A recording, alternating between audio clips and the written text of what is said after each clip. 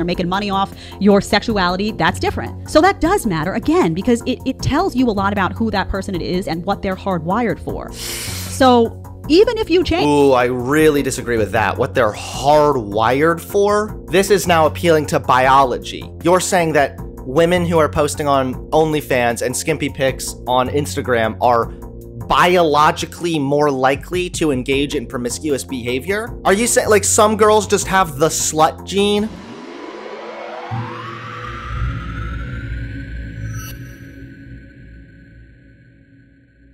Now, I'm actually going to be speaking to this woman live. I'm going to be going on her show in January. We have it coordinated already. So although we definitely don't agree and we're going to be arguing quite a lot, I'm sure, she does seem to take a more good faith approach, which I appreciate. She doesn't take a route of insulting and ad-homing very much. So I'm going to try to extend the same courtesy. I'm not interested in reviewing this and using a bunch of mean names. I'm not going to be super mocking. I actually want to hear what she has to say and try and deconstruct the arguments she's making. Because again, she approaches this in general good faith. I'm going to do the same. So I thought we would just sit back and enjoy, watch this video. I'm going to put the speed up a little bit. It's only 12 minutes, so let's find out what Jedediah Bila has to say. Let's go. Hunter Avallone does this streaming, as you know. He's like very liberal. Apparently used to be conservative. Now he's like vegan. He's all in on the liberalism. And he goes after Sneeko. Let's go to 258. Let's listen to what Sneeko says, because a lot of what happens, what unfolds— I'm very liberal. A Marxist even. In the rest of this is based off of Sneeko's initial comments. So let's do 258 first. About what you're doing right now, because your past does matter. You're right. And the guy that you want will care about that. That's something you need to wake up to. Okay. Sneeko, can you go in the past? Can I go in the past? Well, anybody go into the past. Your past reflects your future. Well, when she finds the man, they're going to build a better future. Okay, but when she's 27, which is going to be 35, when she decides that she wants to settle down, when she gives up on her, like going out of the clubs, being 21 and hot, when she gives up on that, she's going to realize that the guy that she really wants to be with is going to care about her past. And then she's going to be sad and she's going to blame men and she become a— So maybe he'll care about her past in the sense that how many people she's been with physically prior, which I don't really think is even that big of a deal, so long as obviously she doesn't have any STDs or something. Maybe he would care about that, but why would he care if she's posting like skimpy photos on Instagram? Maybe guys should be a little less insecure. Why would he be like, when you were 21, you posted a hot bikini pic on your Instagram? How dare you? This is despicable. Okay, so that's Hunter responding to Sneeko. I agree with this Hunter kid. He's making some super based and red-pilled takes right there. Unironically, why is it a deal breaker if a woman has posted some skimpy pics on Instagram? Listen, I've conceded it in this video also. I understand if people are not super thrilled about the fact that a woman has had a bunch of partners prior. I understand that. Just like women probably don't like that guys have had a lot of partners prior. I understand if that's not something that's particularly appealing. I still, for me personally, don't find that to be like a deal breaker, so long as, again, they don't have any STDs or some shit. But then these fresh and fit people, they were not just talking about a girl living her life being promiscuous. They were saying she's going to the club and dedicating her time to Instagram. So I don't understand why it would be a deal breaker if you like a girl and then you found out in the past that, what if she's like a virgin? Okay, what if she's only slept with like 2 people and she's like, yeah, I only ever slept with 2 people, but I really did love going to the club and I posted some kind of slutty pics on Instagram. Would that be like a deal breaker? I don't know. To me, that just doesn't seem very relevant. What Sneeko says here, totally reasonable and accurate. Again, we find ourselves in this topic of men caring about female promiscuity. They just do. They just do. And even if they meet you at 30, they don't want to find out that at 20. So I don't like this argument right off the bat that like they just do. I'm not a big fan of the argument from this is just how it is, bro. Now, she's right that right now it's true that men do care about whether or not a woman is promiscuous. She's right in saying that that's how things are, but I do not like when people invoke a descriptive element to invoke a prescriptive argument. It's descriptive to say that men care about women being promiscuous. That is a descriptive claim because it is true and you are describing something. However, that does not mean that men should care about whether or not women are promiscuous. That's the prescriptive claim, which now I take issue with. Because whether or not a woman being promiscuous bothers someone else is going to be more or less a personal thing.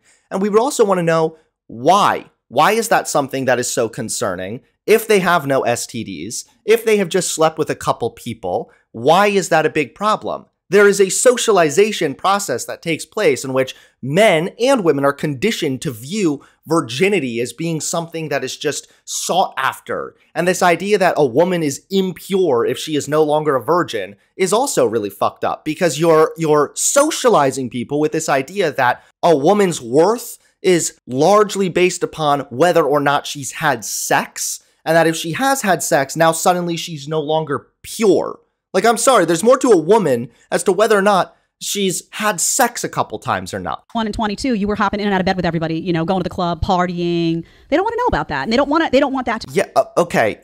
Yes, of course. If you're hopping in and out of bed with everybody, then yeah, there is an argument to be made that that's kind of disrespectful to your own body. Now, if that's a way that you want to live, again, I don't really care. I'm not going to stop you. I also can understand why some guys would take issue with that, because I think that can speak to a degree about her character.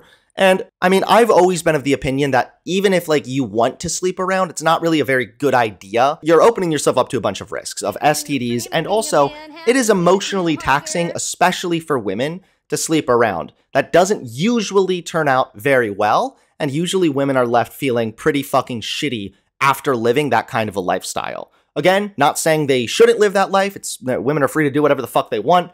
But I am not personally a fan of this like hookup culture thing. I would advise against it. Who have been your past.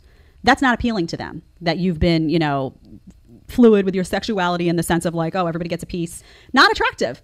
Not appealing. And what he's saying is you're going to ultimately get to that age of, say, 28, and you're going to want that guy, a certain type of guy that has value himself. And that guy's going to look back on your past when you were behaving badly and not like that. And he's going to go for somebody who didn't make those choices, and you're going to be upset.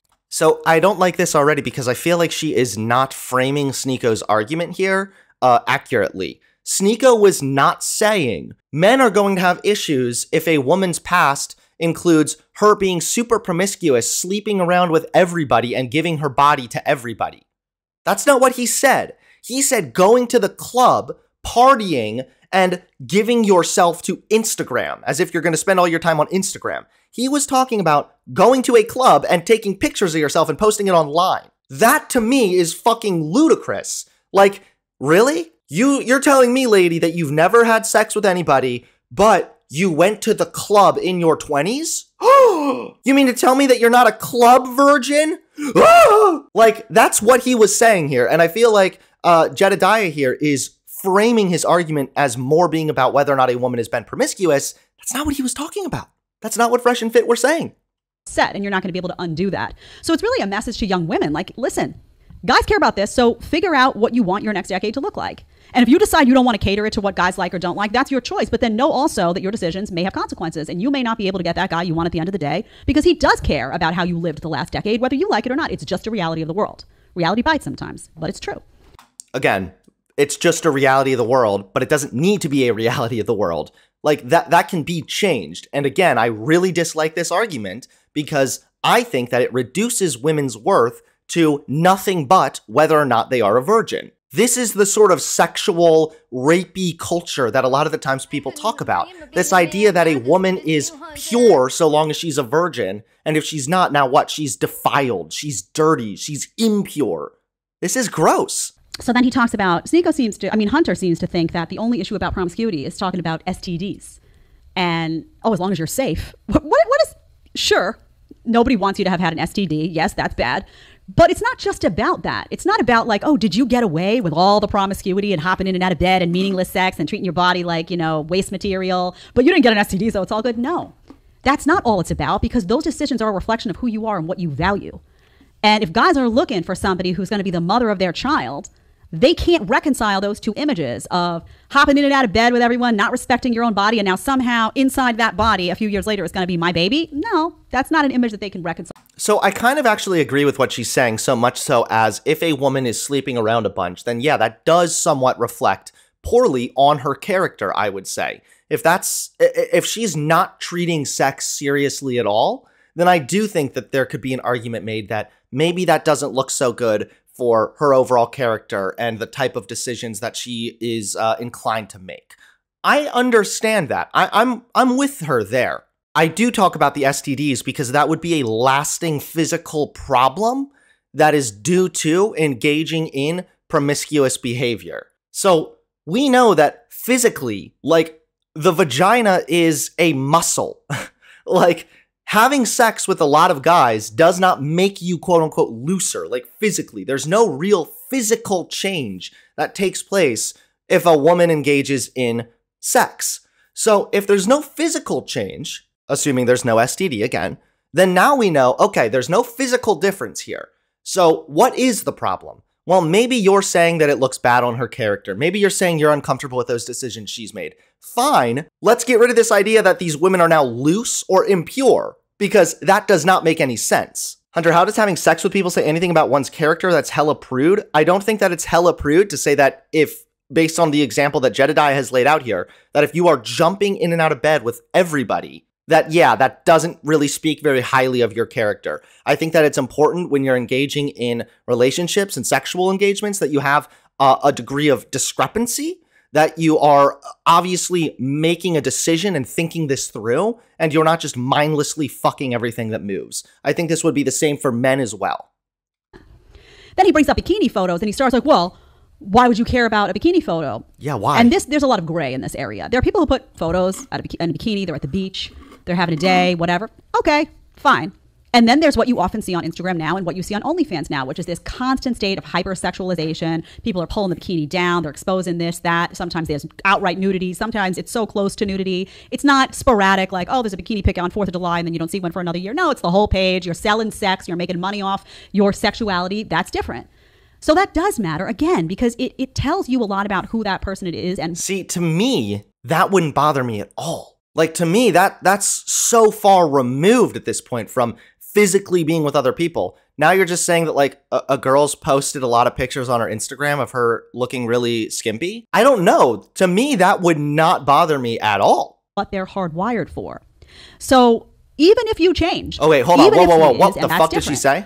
So that does matter. You're selling sex, you're making money off your sexuality. That's different. So that does matter, again, because it tells you a lot about who that person it is and what they're hardwired for. So even if you change. Ooh, I really disagree with that. What they're hardwired for? This is now appealing to biology. You're saying that women who are posting on OnlyFans and skimpy pics on Instagram are biologically more likely to engage in promiscuous behavior? Are you saying, like, some girls just have the slut gene? I don't know what she means when she says women are hardwired for this. Some women can engage in promiscuous behavior due to whatever reason, and then as they get older and mature, suddenly turn away from that kind of behavior for whatever reason. People will change the decisions they make based on extenuating circumstances. This is why people say that girls who sleep around have daddy issues. Now, that's a stereotype, and I'm not saying that's true, but what it is getting at is that there are external elements that are playing a role in motivating certain behavior that some of these women engage in. Yeah, of course.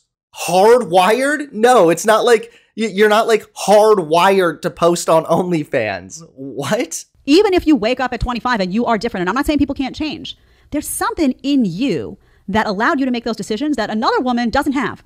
There's a woman out there. Maybe it's the way that you were raised. That's not hardwired. That would be socialization.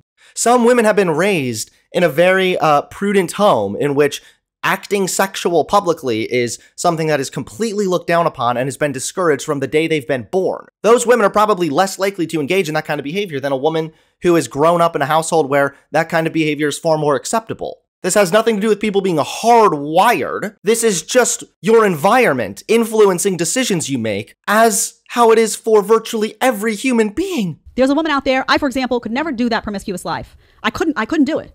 And there was a period of time where I was like, I'm going to do it. I'm going to do it. I am going to do it, because I was so frustrated. Like, why are these people around me able to do this? What is wrong with me? As it turns out, there was something right with me, because it's not natural and it's not something that women should be doing. And it's not something we're inclined to do. And these women who are promiscuous are going against their nature. Wait, oh my God. First of all, an appeal to nature. Oh God. Whew, I said I was going to be nice, so I'm not saying anything. Okay, that is a really fucking stupid argument. Even more so, you just said that some women are hardwired to do that thing. Now you're saying it's against nature to be promiscuous? Just a minute ago, you said women, due to their nature, are being promiscuous. You recognize the glaring contradiction here? You can't say some women are promiscuous because they're just hardwired to be that way, which is an appeal to nature, and then say being promiscuous is against nature, because you just said that the promiscuous women are doing so due to their nature. Holy shit, do you not understand the massive hypocrisy that you've just engaged in? Even more so, this appeal to nature, again, I say this all the time, part of the reason the human species is so fucking advanced is because we recognize what is natural and what isn't, and we also have the ability to disregard what is natural. We have the ability to turn down and ignore our natural instincts or whatever. We don't need to engage in that kind of behavior. There's all kinds of things that are natural that humans recognize as being immoral, such as rape. There's also a fuck ton of things that take place that humans engage in that are unnatural, like using a toilet. We as humans are not slaves to nature. If we were, human civilization would not be anywhere to the degree where it is. And I just couldn't do it. So I never did. And that is valuable. That is ultimately valuable to that husband that you land because it provides a lot of security to him because it's not in you, right? It's not in you. That cheating, it's not in you. If you can't have casual sex without, the cheating is not in you, like the cheating gene.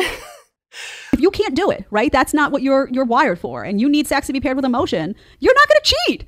You're not, because you can't do it. It's like you just cannot wrap yourself around that. If you're somebody who's fickle about sex your whole life and then wakes up one day and wants a husband, but you're hardwired for that fickleness, that behavior may repeat. And guys well know that. So it's against your nature, but it might be natural. And if you're hardwired to do it, then you might do it again. Okay. Somebody in chat also said some women have higher levels of testosterone, so it does have to do with biology. Men have higher rates of testosterone. Higher testosterone rates do not translate to being more promiscuous. You can have high testosterone rates and just be horny more frequently and then fuck your partner more often. No, having high rates of testosterone does not translate to being promiscuous. Don't be angry that the assessment is made. Be angry at yourself that you made those decisions. Own it and let the consequences be what they are. I heavily disagree with this. This is like biological essentialism, but it's not even consistent. The version of her right now shouldn't matter to her future husband. It doesn't matter what it should or shouldn't do. It does. It just does. But when the time comes that she does meet her husband, yeah, be transparent. Let him know the life you were living at this age. Whoa. At that time, when you do meet him, the version of you now, the wife you are when you marry him, that present day, that's what matters. Not what you were doing when you were 21. Let me ask the ladies a question. This is such a two-dimensional way. Actually, let's play Hunter. I'm sorry. Way of looking at things from both the women on this panel and the red pill cucks. Who you were at the age of 21 through 26 is going to shape who you are at the age of 27 when you're ready to settle down. So it's not just like, oh, it doesn't matter. It does matter because it's the past you that has led to the you currently. I think that it is going to matter to a degree. But again, if that's like a deal breaker because she liked to go clubbing and posted some skimpy pics online, then I think that guy's probably insecure. Question here. So let's pause that though, because Hunter does this, and I'm sure he's going to do it when he's here. He picks like these very odd examples, like, he minimizes it. So, it's just somebody who liked to go clubbing. That's not what they're talking about. They're not talking about somebody who liked to go clubbing and maybe posted a bikini pic here and there. That's not what they're talking about. That was exactly what they were talking about. They said going to the club, posting on Instagram. That's why I acknowledged the differences between a woman who is, say, sleeps around and has had a lot of previous sexual partners, as opposed to a woman who has posted some skimpy pics and gone to the club. I'm not minimizing shit. I'm accurately interpreting the words in which I have heard. Talking about like, she went to the beach on a Saturday with her friends and there she is in a bikini. No, that's not what they're saying. What they're saying is somebody who was promiscuous, who was easy with their body, who did not value sex, who didn't pair sex with emotion, and who constantly... Now, this is another interesting thing. I do believe that it is a fact that if you have had a lot of prior sexual partners and then you get married, that raises your likelihood of the marriage failing, actually. So there is something to be said that if you want to have a stable marriage and you want to be married for the rest of your life, that engaging in a bunch of sex beforehand could raise the likelihood that you won't have a successful marriage. So, of course, there's something to be said there. You should value the decisions you make. And again, have discretion. Don't go around just like fucking everything that moves. Have discretion. Be careful with yourself. Of course, this is just good advice in general. Stanley found that the study of respondents who had sex with other people prior to marriage reported lower quality unions compared to couples who slept with just each other. Multiple sex partners prior to marriage reduced marital quality for women, but not men. Oh shit. And perpetually hypersexualize themselves, oftentimes for money on the internet, not attractive. That is the example that we're talking about, not some girl who went to the club a few times. So stop minimizing. Holy shit. All right, I need to look this up now specifically, because that is exactly what they said. They said going to the club. They're going to build a better future. Okay, but when she's 27, which is going to be 35, when she decides that she wants to settle down, when she gives up on her, like going out of the clubs, being 21 and hot, when she gives up on that, she's going to realize that the guy that she really wants to be with is going to care about her past. And then So going to the clubs and being hot, That's what he said. He did not say sleeping around. To Instagram, she knows that she's more attractive at 21 than 27. Yeah. So she's willing to give away her youth to Instagram than take the time to find the man that she... Give her youth away to Instagram. I was specifically responding to what they were saying. I was not minimizing anything. They specifically said Instagram and going clubbing. That's what they said. I was not minimizing this. That's why I also engaged with the argument that if a girl has a bunch of sexual partners prior. The reality of how men feel about this. The reality is that these things, when they are done in extremes, are not attractive. And the reality also is that the extremes are becoming heavily normalized and more common. Hence, OnlyFans. Okay, let's go to 740. I don't know if OnlyFans means it's becoming more common. I mean, the porn industry has been around for quite a long time also, right? Like, listen, porn is another one of those things. Talk about if we want to make descriptive claims, okay? Like, pornography is also one of those things that I don't think is just going to go away. The porn industry can be incredibly coercive, not to mention the massive amount of systemic sexism in that industry as well. So I would almost say that if porn is going to exist, you either have option A, exploitative industry that's also sexist, or option B, a woman has control over what she posts. She makes the decisions. She gets to choose what kind of content she's going to post in regards to pornography. That gives more freedom and power to the woman, which I think is still a better option, again, within the context of porn is going to exist one way or another. Ideally, just don't get involved in porn, right? But if we're going to talk about it within this context, if those are your two options, OnlyFans would be better than engaging in an exploitative industry. This is great about women and what they want about... Let's play it. 740. 10 times, or dress in a certain way, or go to the gym. It's typically to push the clock back to look more youthful, because women know deep down makeup takes away wrinkles. Women typically want to look more youthful because that makes them more attractive. That's what men are attracted to. But even her, who belongs... Isn't just youthfulness and being healthy and attractive quality for people in general? I feel like that's also getting into some weird territory. Like, youthfulness sounds almost creepy in my opinion. Like, yeah, guys are not into old women, sure, but to say that they like them to be youthful... What do you mean youthful? Like early 20s? Okay, fine, but I don't know. It's kind of sussy, especially when these types will say also that men really like youthfulness and innocence and purity and shit like that. That sounds really fucking creepy. Why does it sound creepy? Why does that sound creepy? I can't. Okay, because innocence, youthfulness is largely, if not exclusively, associated with young girls. That's why they say they're still, quote, innocent, because they haven't yet had sex. That's why people will say that, like, if a girl was abused at a young age, they'll say that, like, her innocence was taken from her. If you say that you want a girl, or you heavily value innocence with girls, and youthfulness and purity, it sounds like you're talking about very young girls. Abso-fucking-lutely does that sound creepy. And then, on top of this, the purity thing, again, the purity thing does nothing but reiterate this dipshit idea that if a woman has sex, she's now not pure. Suddenly, she has stumbled. Suddenly, she's defiled. This is gross. This reduces women's worth to nothing but their sexuality. I've talked about this in the past too, but Christian conservative circles will oftentimes talk about a woman and her purity and how important her purity is. This actually contributes more or less to abuse, because if a young girl, like a teenage girl, is abused by an older man, now she doesn't feel pure anymore. Now she's ashamed to come out and talk about it and tell somebody that she needs help, because in her mind, she's no longer pure. She's been defiled, and her worth has been built on this idea that she needs to be pure. It is incredibly disgusting. So yes, if you say you want a youthful girl, and you value innocence, yes, that sounds creepy, because innocence, youthfulness, purity, those things combined together are almost exclusively associated with incredibly young girls. So it's creepy sounding. Wait to ask him when it comes to you. Why does that sound creepy? It sounds perfectly reasonable to me. That a guy would say, now, and remember, let's make the distinction here, because they're not talking about guys who get married and are with somebody for 15 years and grow with that person and share children. They're talking about people who are looking for a partner. They're out in that marketplace now. They're dating. Their eyes are, they're at the lounge, or they're and what they observe. That's what they're really focused on here. That's where the crux of the conversation is on this panel. Purity is appealing to guys, meaning, again, that you didn't hop in and out of bed with everybody.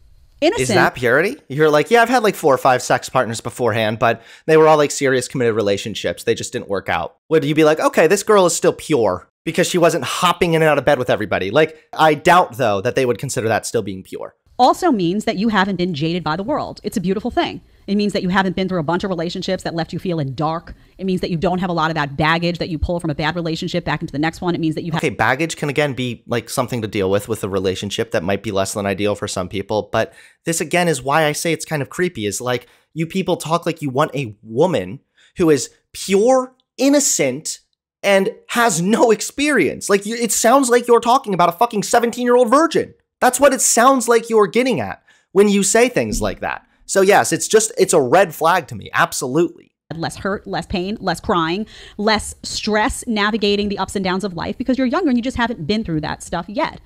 And a good guy, a really good guy, will want to spare you some of that stuff.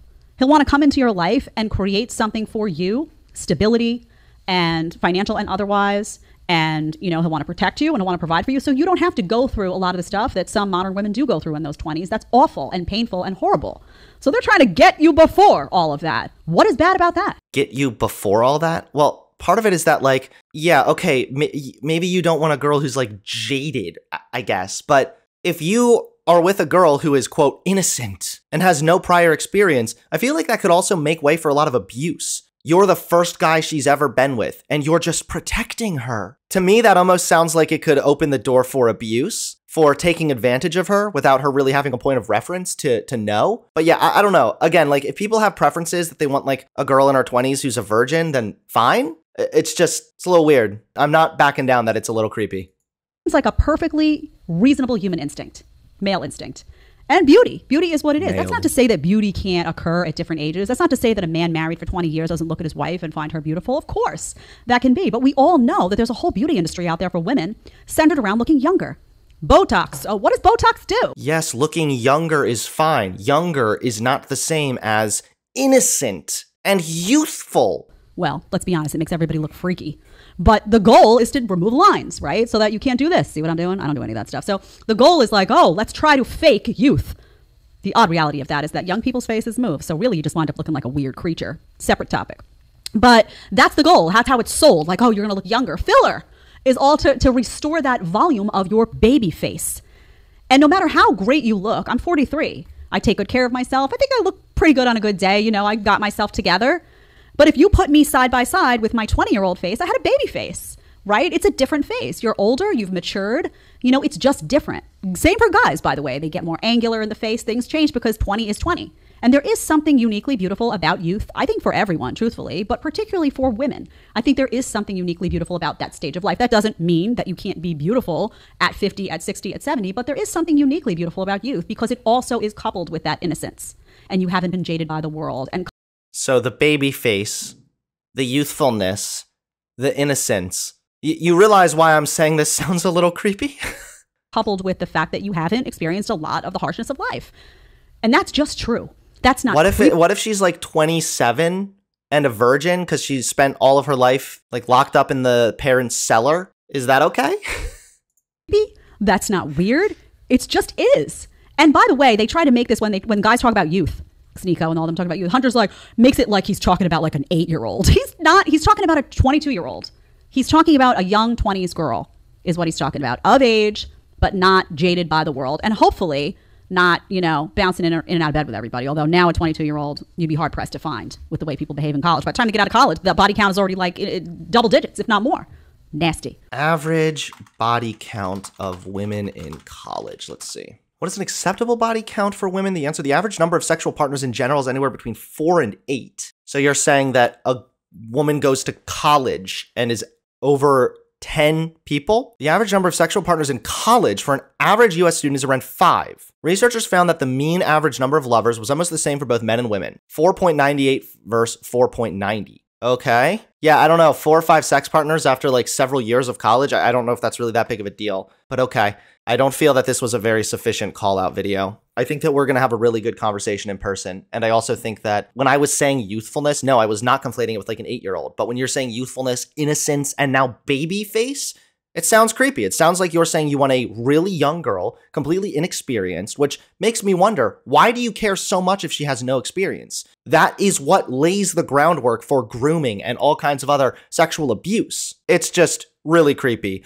My debate with her is going to be in January, and it's going to be in person. So I think that it's going to be a pretty unique conversation. That's for sure.